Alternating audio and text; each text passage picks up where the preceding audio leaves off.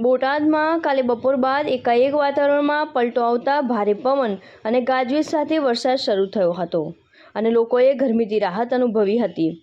ત્યારે નીચાણવાળા વિસ્તારોમાં પાણી ભરાયા હતા અને વાહનો પણ તણાયા હતા, જેમાં 4 વ્હીલ નગરપાલિકાના વાહનો પણ તણાયા હતા। 5 થી 6 લોકોના પતા છે તેવા પણ સમાચાર મળી રહ્યા છે। આ વરસાદથી ખેડૂતમાં ખુશીનો માહોલ। આ વરસાદ સોમવાર બપોર બાદ શરૂ થયો હતો અને આખી રાત વરસાદ વરસ્યો હતો અને હાલમાં પણ વરસાદ શરૂ છે। રિપોર્ટર ઇમરાન ગડકથરા સાથે સિકંદર જોખિયા, SG ન્યૂઝ ગુજરાતી, બોટાદ।